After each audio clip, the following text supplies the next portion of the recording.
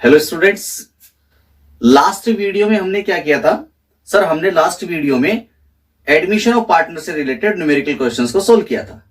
आज हमें क्या करना है? आज हमें करना है चेंज इन प्रॉफिट शेयरिंग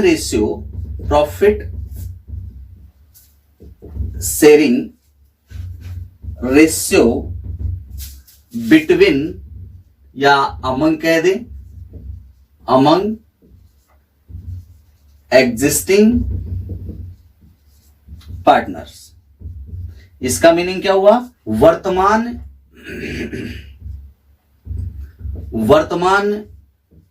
साझेदारों के मध्य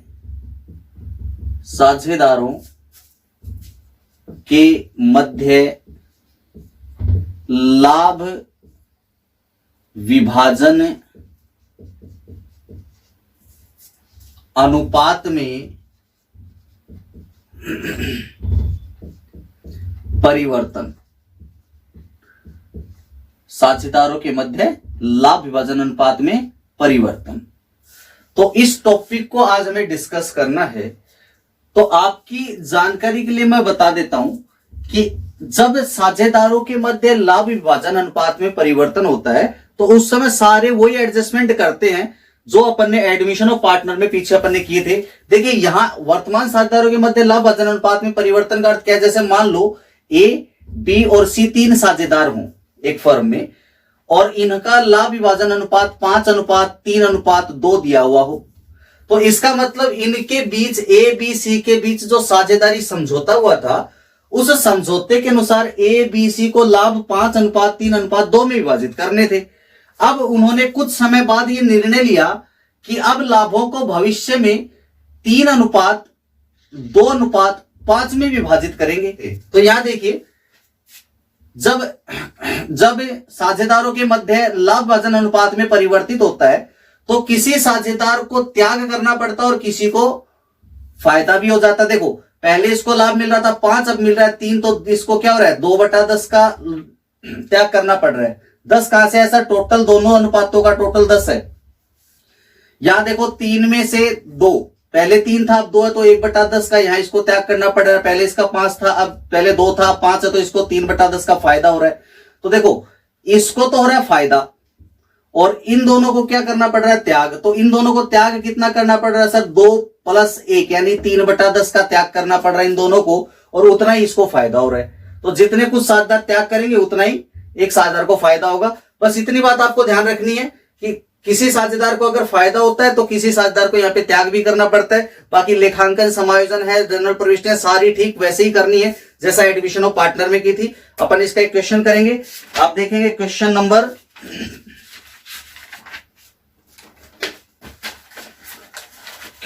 15, पेज नंबर 92। राजस्थान बोर्ड की जो आपकी बुक है, राजस्थान पाठ्य पुस्तक मंडल द्वारा प्रकाशित राजस्थान बोर्ड की जो बुक है उसके पेज नंबर 92 पे क्वेश्चन नंबर 15 है। बिल्कुल भी इसमें घबराने की जरूरत नहीं है। ठीक वही समायोजन करने हैं, वही रिवैल्यूएशन अकाउंट बनाना है, वैसे ही पार्टनर कैपिटल बनाना है, सब कुछ वही करना है। जहां कोई चेंजमेंट आएगा वो चेंजमेंट मैं आपको वहीं पे तुरंत बता दूंगा। देखिए क्वेश्चन नंबर 17, पेज नंबर दिया हुआ आपको 93, पेज नंबर 93, क्वेश्चन नंबर 17। पढ़ते हैं क्वेश्चन। देखिए क्या कहा क्वेश्चन में। नरदीप, हरदीप और गगनदीप एक फर्म में साझेदार हैं तथा 2:1:3 के अनुपात में लाभ बांटते थे। 31 मार्च 2017 को उनका स्थिति विवरण निम्न प्रकार से था, यानी कि बैलेंस शीट दी हुई है। एक संदीप ने भविष्य में लाभ बराबर बांटने का निर्णय लिया। इसके लिए समझौता हुआ कि मतलब भविष्य में लाभों को बराबर विभाजित करेंगे और पुराना जो अनुपात था इनके बीच वो था 2:1:3। तो यहाँ पे भी परिवर्तन, लाभों में परिवर्तन हो रहा है। और फिर इन्होंने निर्णय क्या लिया है कि सर फर्म की ख्याति का मूल्यांकन 3 लाख पर किया जाएगा और फर्म भूमि का पुनर्मूल्यांकन 1,60,000 पर किया जाए तथा भवन पर 6% मूल्य राशि लगाया जाए।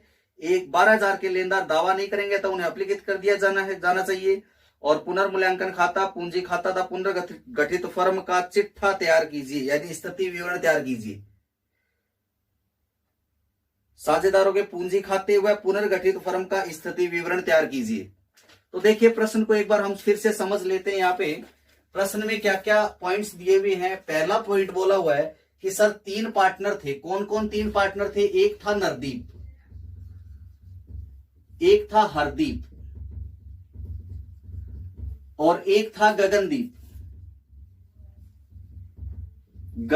ये 3 पार्टनर यहां थे और इन तीनों का जो लाभ विभाजन अनुपात था वो था 2:1:3।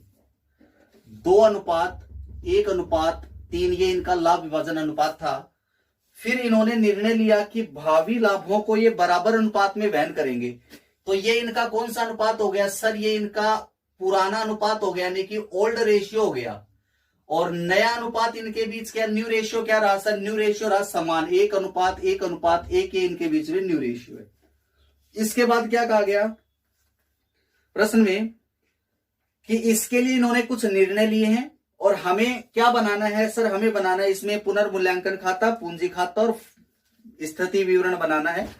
तो पहले देखिए, जो प्रश्न में बनाने के लिए बोला हुआ है पहले अपन उसी को बनाएंगे, बाकी जिस चीज की जब जरूरत होगी तब हम उसे निकालते जाएंगे। देखिए हमें सबसे पहले बनाना रीवैल्यूएशन अकाउंट। तो मैं यहां बना रहा हूं रीवैल्यूएशन अकाउंट। तो जब हम रीवैल्यूएशन अकाउंट बनाएंगे तो आप इसका रूल आपको पता है। क्या रूल है सर? वही रूल जो हमने पहले पढ़ा था, एसेट लायबिलिटी प्रोविजन इसमें रिकॉर्ड करते हैं। ये minus plus plus plus minus minus, debit और क्रेडिट, ये रूल था सिंपल सा। तो अब देखिए ये कौन से अकाउंट से रिलेटेड रूल था सर? ये रीवैल्यूएशन अकाउंट से रिलेटेड रूल था। रीवैल्यूएशन अकाउंट से रिलेटेड रूल था। अब देखिए प्रश्न में क्या कहा है? प्रश्न में कहा है कि फर्म की ख्याति का मूल्यांकन। अच्छा, ख्याति की प्रविष्टि किससे होती है सर? ख्याति की प्रविष्टि तो पूंजी खाते के माध्यम से होती है, तो यहां रिवैल्यूएशन में ख्याति की प्रविष्टि नहीं होगी। इसके बाद दूसरा पॉइंट क्या बोल रखा है सर? भूमि का पुनर्मूल्यांकन 1,60,000 पर किया गया है। भूमि यानी कि लैंड का पुनर्मूल्यांकन कितने पे हुआ? 1,60 पे। तो बैलेंस शीट में देखिए कितने की लैंड दी हुई है। बैलेंस शीट के एसेट साइड में लैंड दी हुई है आपको 1 लाख की, और इसका पुनर्मूल्यांकन हुआ 1,60,000 पर। इसका मतलब 60,000 रुपए संपत्ति का मूल्य बढ़ रहा है। और संपत्ति का मूल्य बढ़ता तो कहां रिकॉर्ड करते हैं सर? रिवैल्यूएशन के क्रेडिट में कर दो। क्रेडिट में रिकॉर्ड बाय लैंड अकाउंट। कितने रुपए बढ़े सर? 60,000 रुपए बढ़े। 60 लिख दो, तो जितने बढ़े हैं उतने। इसके बाद दूसरा पॉइंट क्या दिया हुआ है? भवन पर 6% मूल्य ह्रास लगाया जाए। अच्छा, भवन भी क्या होती है सर? ये भवन भी अपनी संपत्ति, इस पर मूल्य ह्रास लगाना है, मतलब इसकी वैल्यू क्या हो गई सर? डाउन हो गई। वैल्यू डाउन होगी तो क्या करना है? डेबिट में रिकॉर्डिंग करनी है वैल्यू जब कम हो जाती है सेट की। तो यहां लिखेंगे 2। भवन को इंग्लिश में क्या बोला जाता है सर? बिल्डिंग बोला जाता है। तो यहां लिखा बिल्डिंग अकाउंट। और कितना बैलेंस शीट में देखिए तो एक बार बिल्डिंग कितने का है? बैलेंस शीट के एसेट साइड में हमने देखा तो बिल्डिंग दिया हुआ 1 लाख रुपए का, और उसमें 6% कमी करनी है। तो 1 लाख का 6% सर 6,000 हो जाएगा। 6,000 लिख दिया। इसके बाद नेक्स्ट पॉइंट क्या दिया हुआ देखिए, 12,000 के लेनदार दावा नहीं करेंगे तो उन्हें अपलिखित कर दिया जाए। अच्छा, लेनदार दावा नहीं करेंगे तो लेनदार कौन होते हैं सर? अपना दायित्व होता है। तो दायित्व जो है अपना कम हो जाएगा, क्योंकि लेनदार जब दावा नहीं करेंगे तो हमें क्या बेनिफिट ही तो होगा ना। लेनदार मतलब दायित्व, ये दावा नहीं करेंगे तो हमें अपलिखित करेंगे तो दायित्व कम हो जाएंगे। और दायित्व कम होते तो रिकॉर्डिंग कहां करते हैं सर? क्रेडिट में करते हैं। तो क्रेडिट में कर दो by creditors account. By creditors account. बोलिए तो कितना अमाउंट था इसका? 12,000 के लेनदार दावा नहीं करेंगे तो 12,000 रुपए लेनदारों में कमी, दायित्वों में कमी को क्रेडिट में रिकॉर्ड कर दिया। इसके बाद हमें देखिए क्या करना है, बस इतना ही पॉइंट था। पुनर्मूल्यांकन खाता अपना बन गया। ख्याति का जो समायोजन होना है वो किसमें होना है? कैपिटल अकाउंट में होना है। तो इधर देखिए ये 60 और 12 कितने सर? 72,000 हो रहे हैं, और इधर कितने? 6,000 है। तो 72,000 ये टोटल था। 6 माइनस किया तो अपने को क्या रहा? प्रॉफिट हो गया सर ये। तो यहां लिखेंगे प्रॉफिट ट्रांसफर कर देंगे। प्रॉफिट ट्रांसफर्ड कहां ट्रांसफर करूं सर? पार्टनर कैपिटल में करो भाई। किस रेशियो में? ओल्ड रेशियो में। रिवैल्यूएशन का जो बैलेंस होता है ओल्ड रेशियो में पार्टनर में ट्रांसफर होता है। तो यहां लिखो नरदीप कैपिटल। पार्टनर कौन है सर? नरदीप। तो लिखो नरदीप्स कैपिटल अकाउंट। दूसरा कौन है सर? हरदीप है दूसरा, तो लिखो हरदीप्स कैपिटल अकाउंट। तीसरा कौन है? सर तीसरा गगनदीप है, तो लिखो यहां पे Gagandeep capital account, Gagandeep capital account.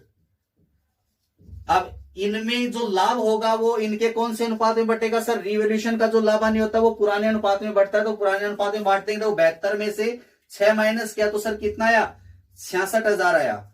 अब 66,000 को हमें किस अनुपात में? पुराने यानी कि 2:1:3 में बांटना है। तो देखिए 66,000 दिया हुआ था, कौन से में बांटना है सर? 2:1:3 में बांटना है, 2:1:3, तो 2:1:3 और 3 6 हो गए सर टोटल। तो 6 का भाग दो कितने सर? 11,000 आ गए। 11,000 को 2 से गुणा करो, 11 दूनी 22,000, तो किसके हुए सर? ये नरदीप के 22,000 हो गए।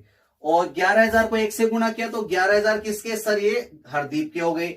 और 11,000 को 3 से किया 33,000 किसके हो गए सर? ये गगनदीप के हो गए। इस तरह आपका रिवोल्यूशन अकाउंट तो प्रिपेयर हो गया। आई थिंक ये बात आपको बहुत ही अच्छे से क्लियर हो गई होगी। नेक्स्ट क्या बनाना है वो देखिए, इस प्रश्न में क्या दिया हुआ आपको? दूसरा पॉइंट दिया हुआ है आपको इसमें, साझेदारों के पूंजी खाते तैयार कीजिए। साझेदारों के पूंजी खाते और बनाने, तो मैं लिख दे रहा हूं पार्टनर्स कैपिटल अकाउंट। क्या लिख दे रहा हूं? Partners capital account.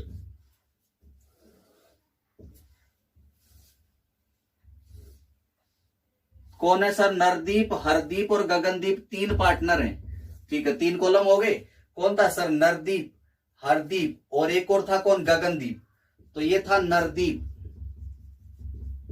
एक था हरदीप, एक था गगनदीप, एक कौन था? नरदीप, हरदीप और गगनदीप। तो ये पार्टनर थे। यहां पे कॉलम बना देंगे कौन सा सर? पार्टिकुलर्स का कॉलम बना देते हैं यहां पे अपन। यहां पे भी वही पार्टिकुलर्स का कॉलम बना देते हैं। ये साइड सर डेबिट साइड थी, ये साइड कौन सी है सर? क्रेडिट साइड है। अब देखिए पार्टनर कैपिटल अकाउंट बनाएंगे, तो पार्टनर कैपिटल अकाउंट बनाने की ट्रिक मैंने आपको बताई थी। क्या बताई थी? सबसे पहले जाओ बैलेंस शीट के लायबिलिटीज साइड में और 2 चीजें लो वहां से, कैपिटल लो, एक्यूमुलेटेड प्रॉफिट्स को लो। तो कैपिटल और एक्यूमुलेटेड प्रॉफिट का कौन सा बैलेंस होता है सर? दोनों का क्रेडिट बैलेंस है, क्योंकि बैलेंस शीट के लायबिलिटी साइड में जितनी भी आइटम होती है सबका क्रेडिट बैलेंस है, और वो ट्रांसफर होगी तो कैपिटल अकाउंट में क्रेडिट में ट्रांसफर होंगी। तो यहाँ पे कैपिटल का बैलेंस लेके आए, क्रेडिट बैलेंस है तो क्रेडिट में लेके आएंगे by balance BD, balance BD. तो बताइए कितना कैपिटल का बैलेंस है? देखिए यहाँ पे कैपिटल का बैलेंस आपको दिया हुआ है, यहाँ पे कैपिटल 2 लाख, 1 लाख और 50,000 दिया हुआ है। तो 2 लाख, 1 लाख और 50,000 ये कैपिटल का बैलेंस लिख दिया। अच्छा, कैपिटल का बैलेंस लिखने के बाद संचित लाभ देखेंगे लायबिलिटी साइड में। तो आपके लायबिलिटी साइड में संचित लाभ में दे रखा है बिल्स पेबल दिया हुआ है, तो यहां लिखेंगे bills payable, sorry bills payable.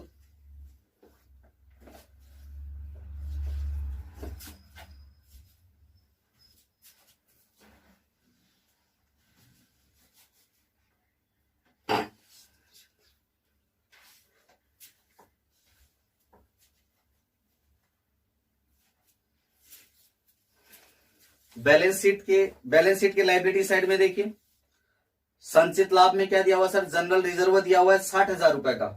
तो जनरल रिजर्व का भी क्रेडिट शेष है, तो कैपिटल अकाउंट में क्रेडिट में ही ट्रांसफर करते हैं अपन। तो यहां लिखेंगे जनरल रिजर्व है।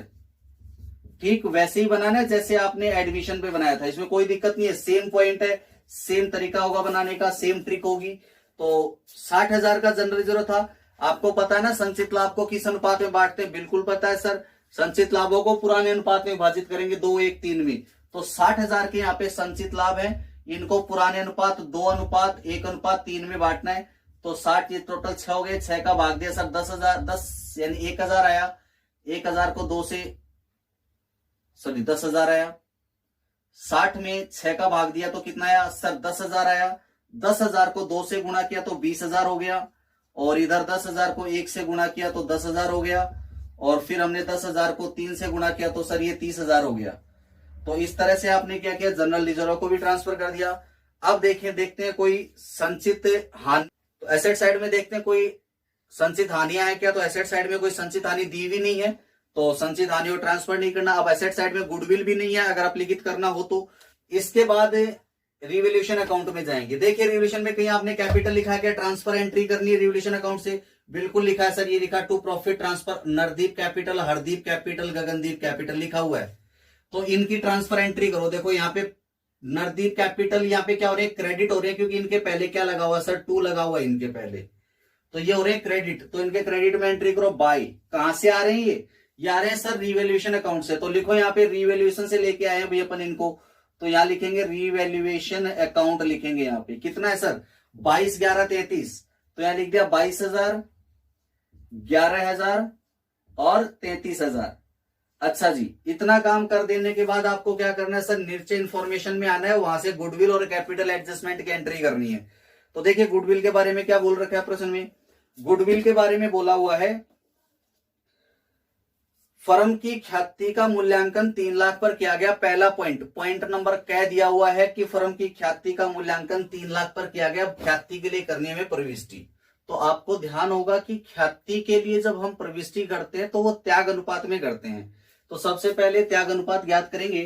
तो त्याग अनुपात का सूत्र क्या होगा, त्याग अनुपात बराबर क्या होता है सर, त्याग अनुपात में हम पुराने अनुपात में से, ओल्ड जो भी रेशियो होता है उसमें से नया रेशियो घटा देते हैं। तो old ratio minus new ratio, ये त्याग अनुपात का सूत्र है। तो अपन इसको ऐसे हिंदी में कह सकते हैं आप, पुराना अनुपात माइनस नया अनुपात। अब क्या करेंगे सर, पुराना अनुपात कितना है, पुराना है 2 1 3, टोटल हो गया 6, तो 2/6, 1/6 और 3/6। सर ये आ गया इसका ए नरदीप, हरदीप और गगनदीप का पुराना अनुपात। अब देखते हैं नया अनुपात कितना है, 1:1 दिया हुआ है, तो 1/3, 1/3 और 1/3 माइनस करेंगे इसमें से नया अनुपात। तो माइनस करना आपको सबको आता है, 6 और 3 का एलसीएम 6 हो गया सर। अब 6 का भाग 6 में कितनी बार गया, एक बार, 1 को 2 से गुणा किया तो आया 2, माइनस का साइन। 3 का भाग 6 में कितनी बार दिया सर, 3 का भाग 6 में 2 बार गया, 2 को 1 से गुणा किया तो कितना 2, तो ये तो 0 आ गया, इसका तो कोई रोल ही नहीं है।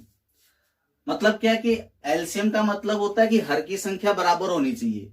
अब देखिए इसमें अपन करेंगे तो ये 6 और 3, अच्छा इसको अगर मैं 2/2 से गुणा कर देता हूं तो सीधा हो जाएगा क्या, ये 6, नीचे की संख्या 6 हो जाएगी सर, नीचे की संख्या 6 हो जाएगी। तो इसका मतलब नीचे की संख्या इसमें कितनी होगी, 6 हो गई, तो 6 तो ले लेंगे कॉमन, ऊपर कितना है 1 माइनस, और ये कितना है 2, 1 गुणा 2 हो जाएगा। तो इसमें क्या रहा माइनस। तो आप इसको ऐसे भी कर सकते हो, अगर ऐसे नहीं करना चाहो तो एलसीएम ले लेंगे, तो एलसीएम कितना आएगा, 6 आएगा। 6 एलसीएम आया तो 6 का भाग एक बार, 1 माइनस 2 बराबर कितना सर, माइनस का 1/6। तो माइनस के 1/6 का मतलब सर ये तो गेन कर रहा है। और इसका देखेंगे तो 6 एलसीएम आया, तो यहाँ 3 माइनस 1, तो 3 माइनस 2 बराबर 1/6 प्लस में आया। तो सर ये क्या कर रहा है, ये सैक्रिफाइस कर रहा है भाई। तो ख्याति की प्रविष्टि अपन किस अनुपात में करते हैं सर, ख्याति की प्रविष्टि करते हैं अपन गेन रेशियो में करते हैं, सॉरी ख्याति की प्रविष्टि हम त्याग अनुपात में करते हैं। तो त्याग किसने किया सर, गगनदीप ने यहाँ पे त्याग किया, सैक्रिफाइस किया है। तो त्याग करने का मतलब क्या होता है सर, त्याग करने का मतलब होता है किसी को कुछ देना, यानी कि गगनदीप कौन हो गया, देने वाला हो गया। और आपको पता है देने वाले व्यक्ति को क्या करते हैं सर, क्रेडिट करते हैं। कर दो क्रेडिट गगनदीप को to Gagandeep capital account, Gagandeep capital account, इसको सर हमने क्रेडिट कर देना है। और डेबिट किसे करना है, देखो यहाँ पे नरदीप का तो कोई फायदा हुआ नहीं था, ना कोई त्याग हुआ था, लेकिन हरदीप को देखिए, हरदीप का 1/6 हिस्से का फायदा हुआ था हरदीप को। तो हरदीप को जो फायदा हुआ है, फायदा होने का मतलब क्या हुआ कि हरदीप ने कुछ ना कुछ लिया है। तो ये हो गया हरदीप हो गया, फायदा होने का मतलब ये पाने वाला हो गया। पाने वाले को हम क्या करेंगे, डेबिट करेंगे। तो हरदीप को सर डेबिट कर दो क्योंकि पाने वाला है, हरदीप्स कैपिटल अकाउंट डेबिट कर देंगे यहाँ पे। अब ये इस रेशियो के बेस पर डेबिट क्रेडिट तो कर दिया, लेकिन ये जो रेशियो के बेस पर ये एडजस्टमेंट एंट्री बनाई है, किसके लिए बनाई है सर, गुडविल के लिए बनाई है। तो गुडविल के लिए एडजस्टमेंट एंट्री है। तो गुडविल कितने की थी सर, 3 लाख रुपए की गुडविल प्रश्न में दी हुई है। तो क्या करना है, जो फर्म की गुडविल 3 लाख की थी, उस 3 लाख को इन दोनों के इस अनुपात से गुणा करो। तो हरदीप का 1/6 था और इसका भी 1/6 था। 1/6 से गुणा किया तो इसके अकाउंट में डेबिट 50,000, इसके अकाउंट में क्रेडिट 50,000। तो इस तरह ये गुडविल के लिए एंट्री हो गई। देखिए अब हरदीप के डेबिट में लिखना है 50,000, तो हरदीप के डेबिट में 50,000, लेकिन और गगनदीप के क्रेडिट में 50,000, तो गगनदीप के क्रेडिट में 50,000, लेकिन नाम किसका आएगा? हरदीप के डेबिट में 50,000 लिखा, लेकिन हरदीप के डेबिट में 50,000 लिखने के बाद नाम किसका लिखेंगे? अपोजिट में कौन है? गगनदीप, तो नाम लिखेंगे गगनदीप का। तो टू गगनदीप्स अकाउंट, गगनदीप्स कैपिटल अकाउंट। और यहां अपन ने गगनदीप के क्रेडिट में लिखे 50,000, लेकिन नाम किसका लिखेंगे? गगनदीप क्रेडिट था, तो डेबिट में विपरीत पक्ष में कौन था सर? हरदीप था, तो हरदीप का नाम लिखेंगे बाय हरदीप्स कैपिटल अकाउंट। तो कितना हो गया सर? ये 50,000 था, ये अपन ने 50,000 गगनदीप में पहले लिख दिया। अब क्या करना है सर? अब इन दोनों का टोटल लगाना है, टोटल लगा के और फिर हमें इनका बैलेंस पता करना है। तो यहां लिख देंगे टू बैलेंस सीडी, यानी कि क्लोजिंग कैपिटल ज्ञात कर लेंगे बैलेंसिंग फिगर में। तो देखिए टोटल लगाइए कितना हो रहा है सर? ये 2,20,2,42,000 हो रहा है इधर टोटल। 2,42,000 में से माइनस कुछ करना है नहीं अपने को, तो इसकी कैपिटल रह जाएगी 2,42,000 बैलेंस सीडी। फिर इसके बाद देखिए 1,00,000 और फिर ये 10,000 है और ये 11,000 है, तो 1,21,000 इधर टोटल हो गया। इसमें से माइनस 50,000 करना है। चलिए 50,000 माइनस कीजिए तो कितनी रह जाएगी सर? 71,000 की कैपिटल रह जाएगी, तो ये 71,000 रहेगी। इसके बाद क्या करेंगे? इसका टोटल लगाएंगे 50 और 30 80, 80 और 30 110, 113, 113, 163, यानी कि 1,63,000 टोटल हो जाता है। सर 1,63,000 में से माइनस कुछ करना है? बिल्कुल नहीं करना, तो 1,63,000 इसका नेट बैलेंस रह गया, बैलेंस सीडी। तो ये इनकी क्लोजिंग कैपिटल आ गई। टोटल जो था वो लगा देंगे अपन, 1,21,000 ये टोटल है और 1,63,000 ये टोटल था। तो हमने क्या कर देना है? बैलेंस सीडी हमने लिखा है यहाँ पे, ये क्लोजिंग कैपिटल होगी। अब बैलेंस शीट में क्लोजिंग कैपिटल को अपन अपीयर करेंगे।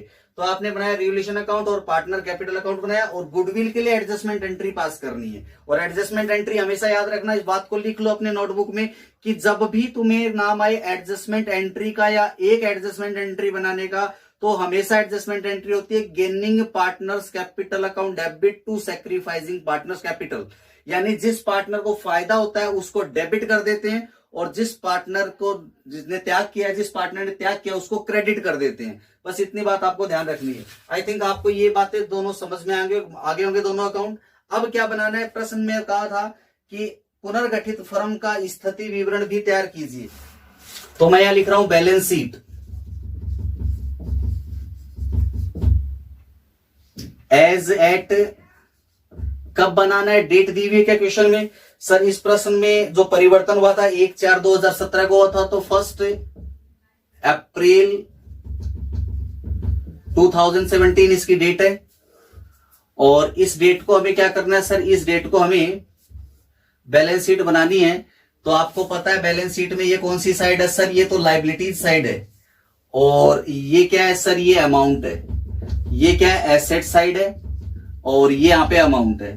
बैलेंस शीट में कभी डेबिट क्रेडिट नहीं होता, ये तो तुम लोगों को सबको ध्यान में होगा। आई थिंक 12th क्लास के बच्चे हो तो आपको ध्यान ही होगा कि बैलेंस शीट में कभी डेबिट क्रेडिट नहीं होता, 2/2 नहीं लगता है। चलिए आगे बात करते हैं। बैलेंस शीट बनानी है तो पुरानी वाली बैलेंस शीट को डिस्कस करते हुए नई बैलेंस शीट बनाएंगे। तो पुरानी बैलेंस शीट को देखिए, सबसे पहले दिया हुआ था लैंड एसेट साइड में, तो मैंने यहां लिख दिया लैंड। अब लैंड का क्या लिखना है? पुनर्मूल्यांकित मूल्य लिखना है, क्योंकि रिवोल्यूशन अकाउंट हमने बनाया था, और रिवोल्यूशन अकाउंट बनाने के बाद संपत्ति, दायित्व और आयोजनों के पुनर्मूल्यांकित मूल्य को लिखना होता है। तो यहाँ पे दिखा लैंड दिखाया हुआ, लैंड के बारे में सूचना थी। पॉइंट नंबर 6 बोल रहा था भूमि का पुनर्मूल्यांकन 1/60 पर किया जाता है, तो 1,60,000 रुपए पुनर्मूल्यांकित मूल्य यहाँ पे लिखा। फिर दूसरी चीज दी हुई बिल्डिंग, तो हमने लिखा यहाँ पे बिल्डिंग। बिल्डिंग का वैल्यू कितना दिया हुआ सर? बिल्डिंग का वैल्यू दिया हुआ 1,00,000, और नीचे सूचना बोल रहा था 6% कम करना है, तो 1,00,000 में 6%, 6,000 कम किया तो 94,000 रुपए शेष रह गया। इसके बाद दिया हुआ था प्लांट, तो हमने यहाँ पे लिखा प्लांट। प्लांट की वैल्यू पुरानी बैलेंस शीट में अपने को दी हुई थी 2,00,000, और नीचे सूचना में इससे संबंध में क्या सूचना थी? प्लांट से संबंधित क्या कोई सूचना थी? क्या आपने रिवोल्यूशन अकाउंट में प्लांट को लिखा था? प्लांट के संबंध में अपने पास कोई भी सूचना नहीं थी। भवन का मूल्य राशित करना था। प्लांट के संबंध में कोई सूचना नहीं है, तो प्लांट की जितनी वैल्यू है उतनी लिख देंगे। 2 लाख रुपए इसकी वैल्यू थी, तो हमने 2 लाख रुपए यहां पे लिख दिए। इसके बाद देखिए क्या दिया हुआ है,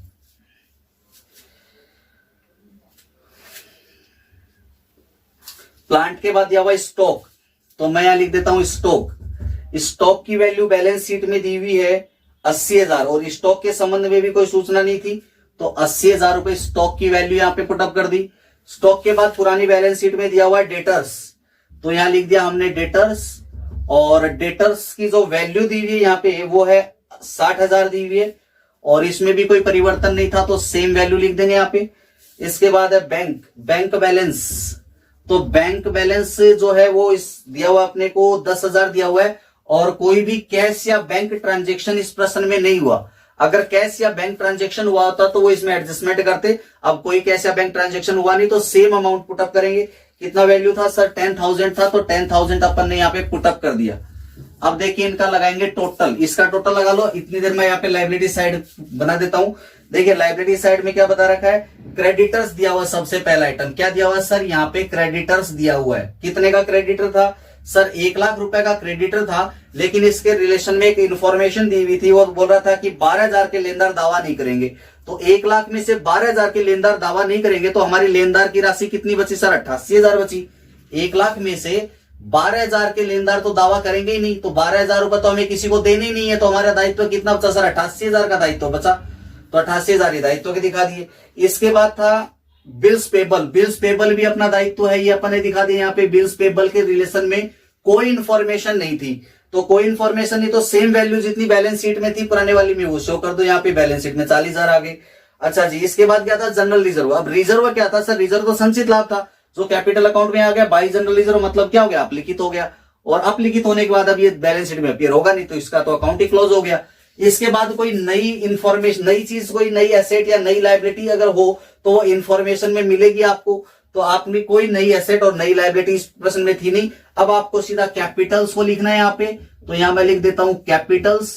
कैपिटल किसकी सर, 3 पार्टनर है, एक तो है नरदीप, एक है हरदीप और एक है गगनदीप। तो इन तीनों की कैपिटल्स को लिखना है। तो देखिए ये जो कैपिटल दी हुई थी, ये कैपिटल लिखने, जो बैलेंस सीडी में क्लोजिंग कैपिटल आई उसे, तो यहां लिखेंगे 2,42,000, यह आएगा 71,000 और यह आएगा 1,63,000। तो इन सबको अपन ने ऐड किया, तो ऐड करने पर कितना आएगा इसका, 3 और 3 6, 0 0 0 और 6 4 10 7 17 1 3 और 1 4, 4,76,000 इनकी टोटल हो जाती है, इनकी कैपिटल। अब ये टोटल लगाते हैं, देखिए टोटल कितना आ रहा है, 4 76 40 8 4 12 1 28, तो 8 6 14 1 8 और 2 10 और 1 5 और 1 6, 6,04,000 इस साइड का टोटल आ रहा है। इस साइड का टोटल देख लेते हैं कितना आ रहा है, 61, 6,04,000 इधर का टोटल हो रहा है। दोनों साइड का टोटल, इधर का 6,04,000 है, इधर का भी 6,04,000 है, दोनों साइड का टोटल 6,04,000 आ रहा है। तो ये अपना प्रश्न यहाँ पे अपन ने कंप्लीट कर दिया। तो इस चैप्टर में हमने 2 पार्ट्स में इस चैप्टर को हमने पढ़ा था। पहला जो पार्ट हमने किया उसमें हमने किया था कि एडमिशन ऑफ पार्टनर को पढ़ा था हमने, कि नए साझेदार का प्रवेश होता है तो किस प्रकार से हमें समायोजन करने हैं और क्या क्या लेखांकन समायोजन करने, क्या क्या प्रविष्टियां करनी है, किस तरह से अपने को खाते बनाने हैं। फिर दूसरा पार्ट आज हमने पढ़ा था, जब साझेदारों के मध्य सिर्फ लाभ विभाजन अनुपात में परिवर्तन होता है, कोई नया साझेदार प्रवेश नहीं करता है, तो परिवर्तन के समय हमें किस प्रकार से लेखांकन समायोजन करने वो पढ़ा था। तो मिलते हैं नेक्स्ट वीडियो में। Thank you very much.